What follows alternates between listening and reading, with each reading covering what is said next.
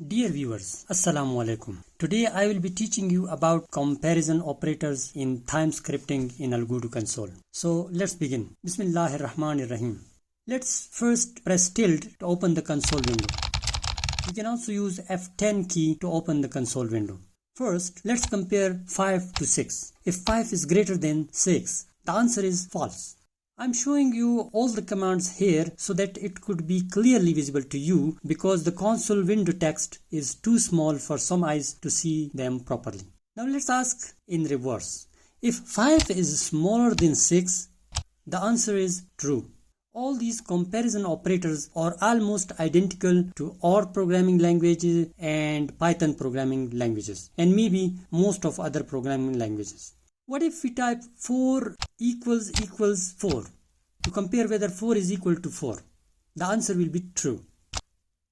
If you ask whether 4 is equal to 5 or not, the answer will be false. For inequality, the symbol used is the combination of exclamation mark and a single equal symbol.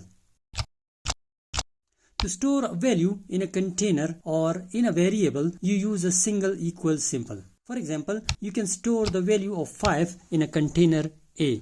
Also, for example, you can store 6 in variable B.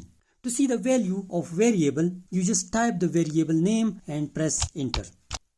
You can also use print command as you use in other languages. You can also compare the value of A with B using the comparison operators as I showed you earlier in this video. You can also apply mathematical operators to these variables. For example, you can add A with B just like you do in algebra. You can subtract, multiply, divide, or you can use symbol of exponent. So this was enough for today. Next time, inshallah, I will be here with another lesson. Till then, Allah Hafiz. Bye.